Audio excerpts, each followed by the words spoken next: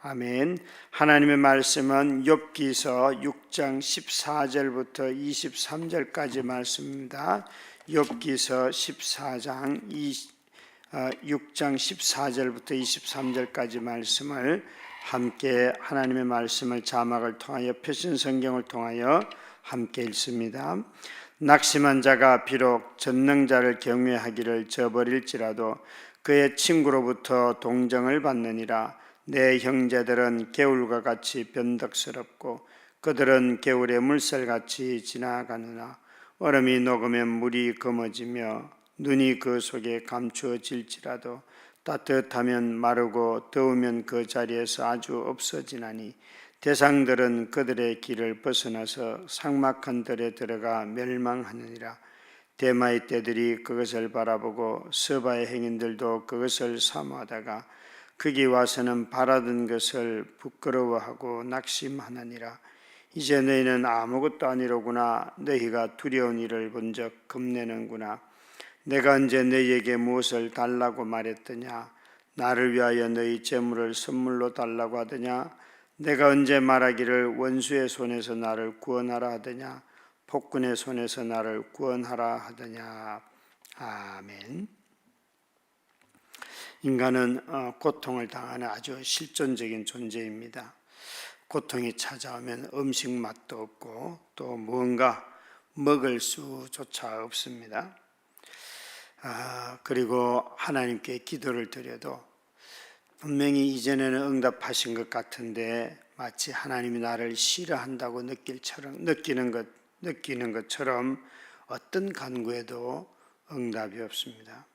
그래서 욥은 7절이나 9절에 보면 하나님이 나를 멸시하시는구나, 멸하려고 하시는구나 라고 말하면서 하나님이 나를 멸하기를 기뻐하신다고 말하였습니다.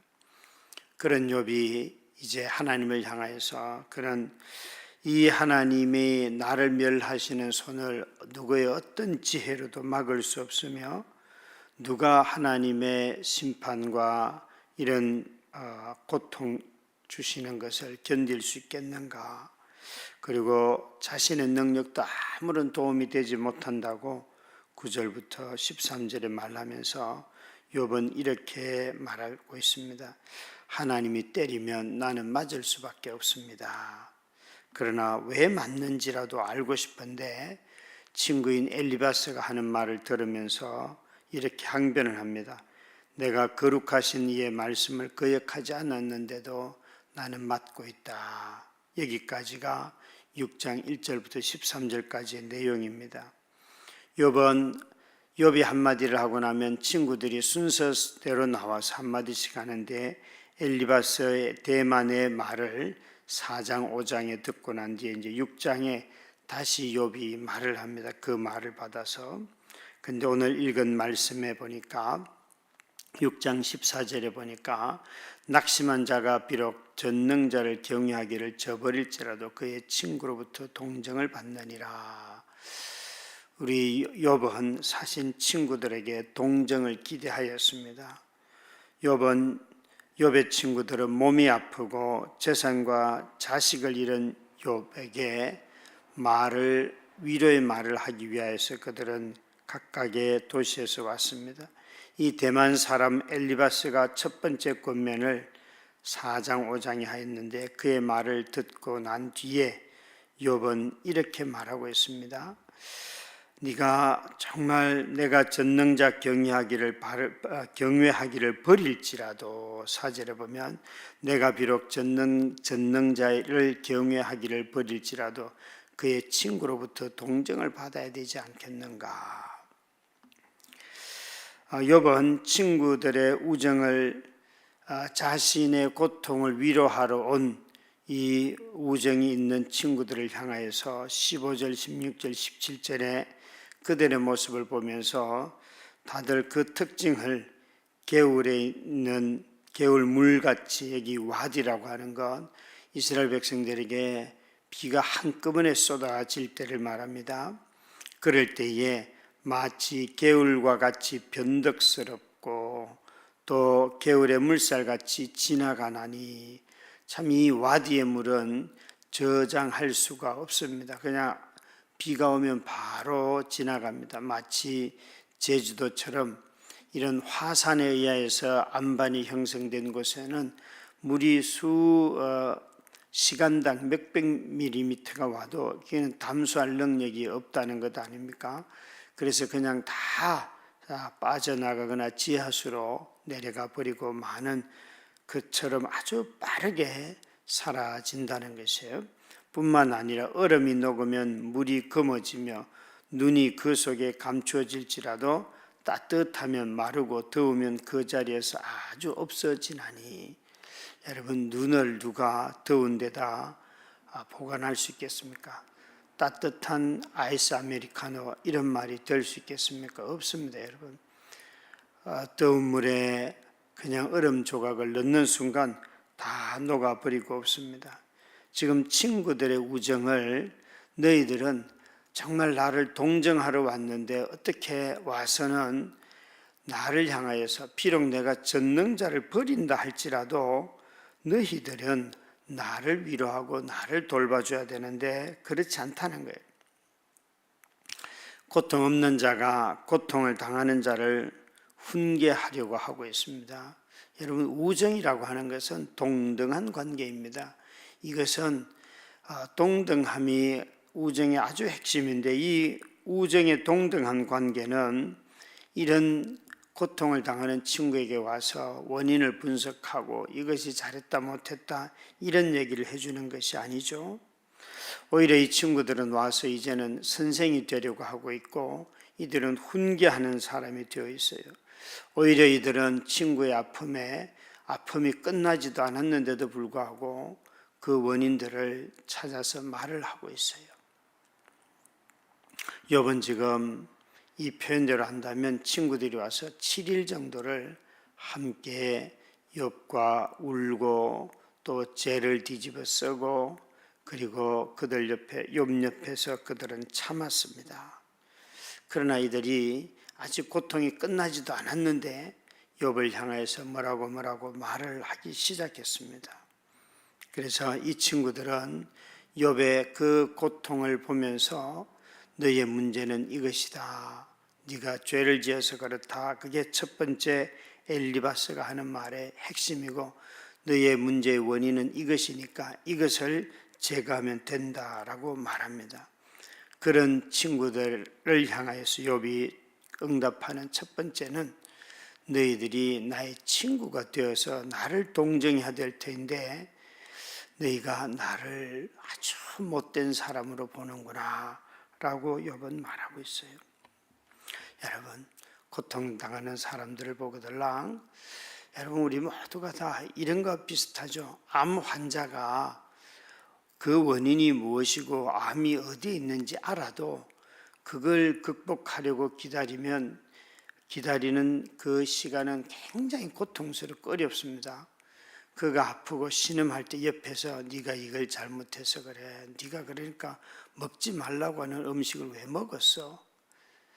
여러분, 그 아무리 아파도 먹고 싶은 것이 있을 때 먹으면 참 식욕이라도 있는 것에 참 고맙다 이렇게 말해야 되는데 사람들은 그 이후에 찾아오는 고통을 보면서 자꾸 그 사람의 행위를 비난하려고 해요. 제가 이렇게 어싱 맨 땅을 맨발로 걷기를 하니까 사람들은 다들 그 파상풍 걸리지 않습니까? 부터 시작해서 돌뿌리를 차면 어떡합니까? 예, 돌뿌리 찰 수 있지요. 그런데 마치 그것이 일어난다면 당신이 하는 일은 잘못입니다. 왜 굳이 그런 걸 합니까? 그런데 저는 그런 걸 매일 맨 땅을 밟지 않으면 이제는 기분이 이렇게 우울해진다 그럴까요?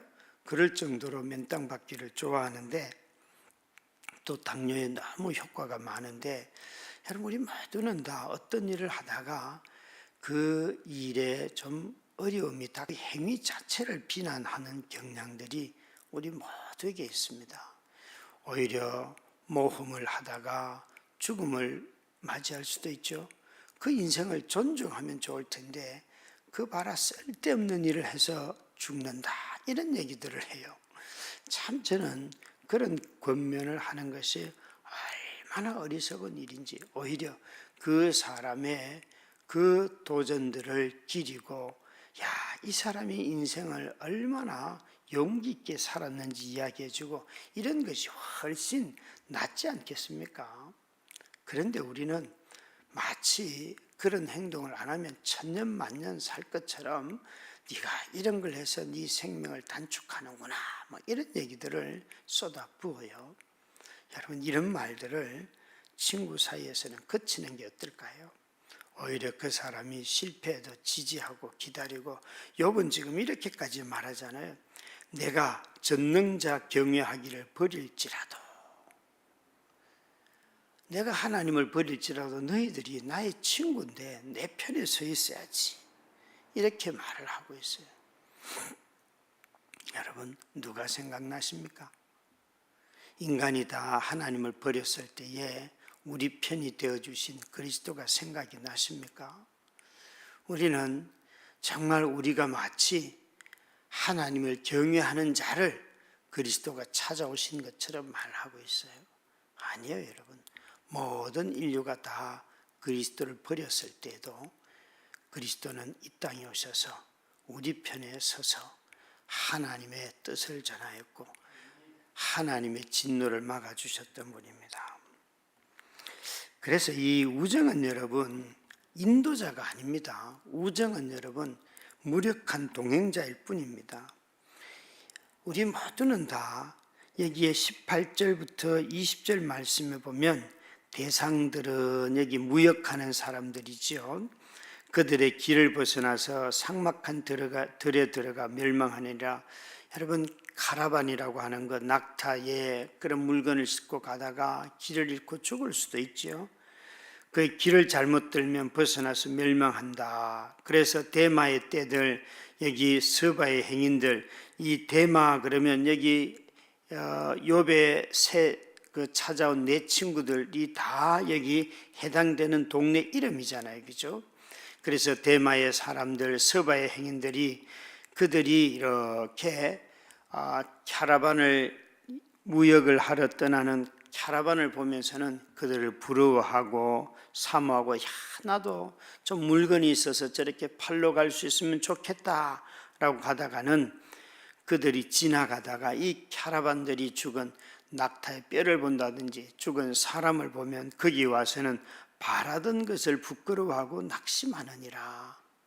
그들이 정말 물건을 가지고 떠나는 그 무역상들을 보며 기뻐하고, 야, 나도 부러워했는데 이제 그들이 다 바다에서 물건 다 잃고 배가 침몰되었습니다. 그러면 왜 쓸데없이 그 나라하고 무역을 하려고 하다가 이렇게 변한다는 거예요.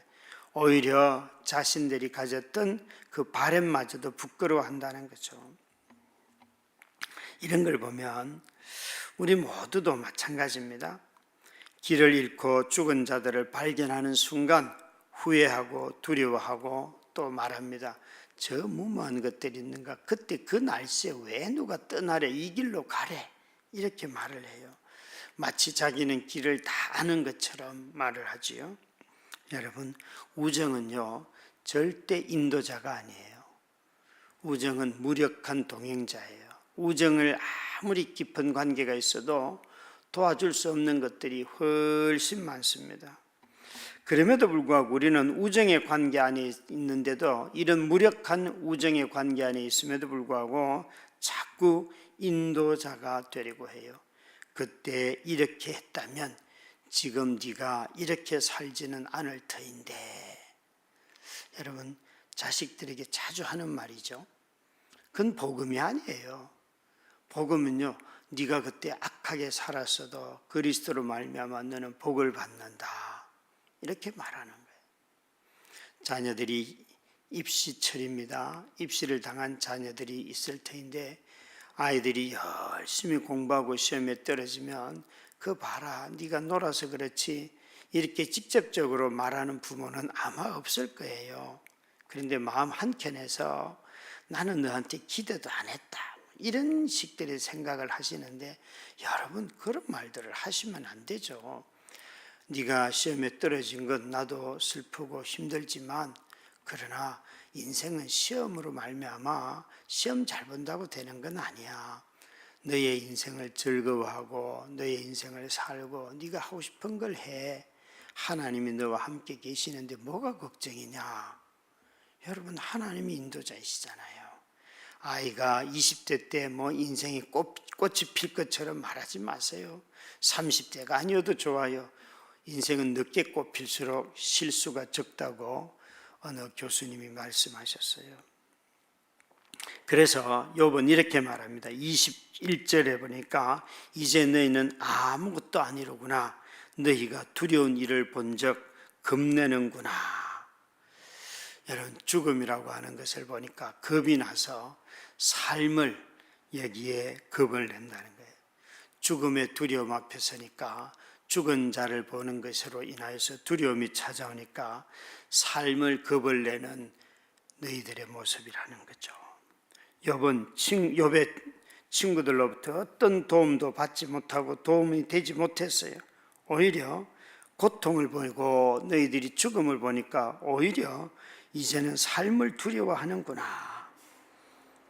요한일서에 보면 온전한 사랑은 두려움을 내어 쫓나니 그랬어요. 여러분, 우리 모두는 다 죽음을 너무 두려워하는 시대에 살고 있습니다. 그래서 건강하게 살아야 된다. 여러분, 건강하게 살아서 뭘 하시려고요? 건강 자체를 지키는 게 목적이 아니잖아요.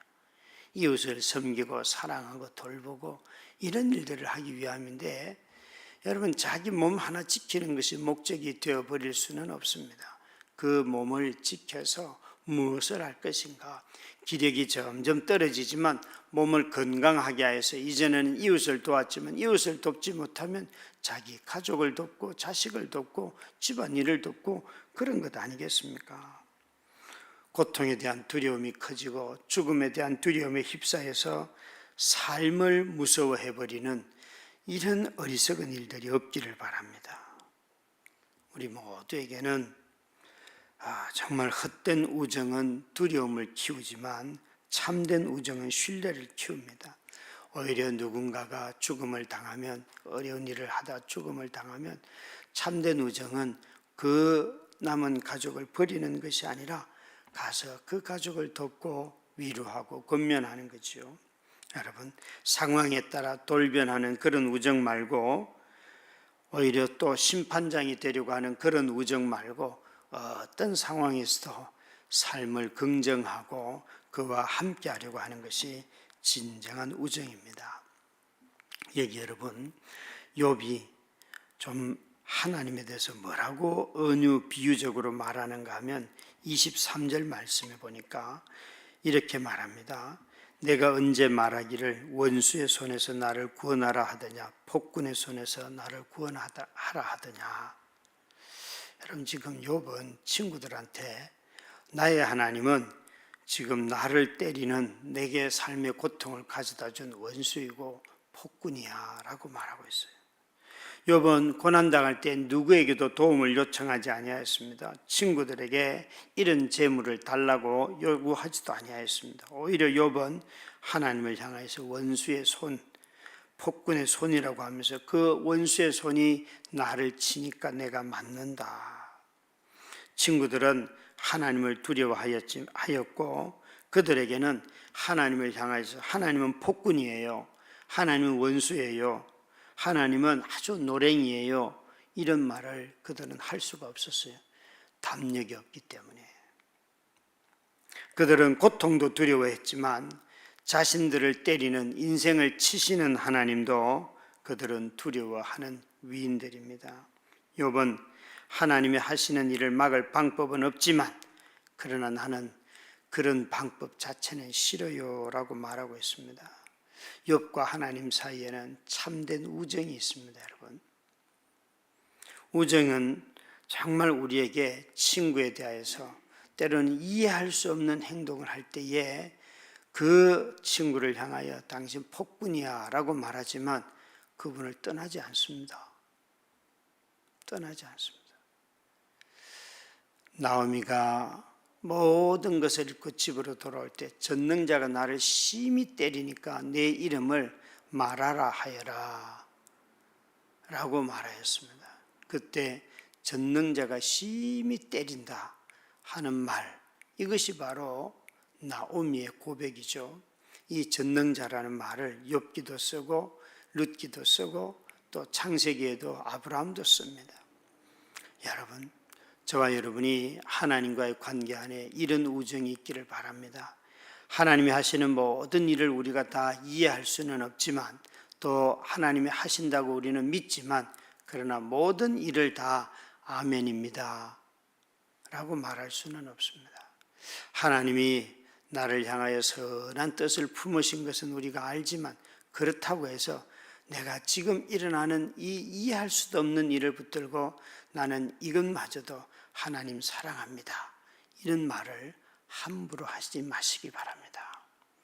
우리는 정말 모든 일에 아멘이라고 하는 것을 믿음이라고 말할 것 같지만 여러분, 우리의 실존적인 신앙을 갖게 되면 하나님 나 좀 그만 때려요 라고 말할 수 있고 하나님은 폭군이에요 라고 말할 수 있습니다. 그러나 그 하나님이 그런 말을 하는 나를 징벌하지 않습니다. 그 하나님은 아픈 나를 품고 오히려 자기 아들을 대신 죽게 하시는 하나님이시기 때문에 그렇습니다.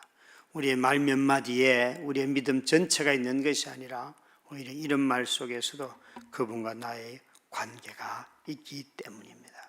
오늘도 여러분 참된 우정을 하나님과 맺으시고 마른 개울 같은 아주 가변적인 믿음을 또 우정을 갖고 살아가는 우리들의 관계들을 돌아보고 겸손하게 하나님 앞에 나아가는 우리들이 다 되기를 주의 이름으로 축원합니다. 우리 합심하여 함께 기도하도록 하십시다. 같이 자막을 보며 기도합니다. 사랑의 주님, 상한 마음과 쉽게 풀리지 않는 삶의 문제 앞에서도 주님의 사랑에 의지하여 살아갈 힘과 은혜를 허락하여 주시옵소서. 가까운 사람들로부터 위로를 받지 못하고 거절과 단절을 느껴도 주님으로부터 오는 사랑과 평안을 누리게 하여 주시옵소서. 주님만이 참된 소망이고 기쁨임을 선물로 받게 하여 주시옵소서. 오히려 아픔과 어려움 중에 있는 이들 곁에서 공감과 사랑을 나누게 하여 주시옵소서. 상처받았지만 치유하는 삶을 살게 하여 주시옵소서. 예수님 닮게 하여 주시옵소서. 예수 그리스도 이름으로 기도합니다. 아멘.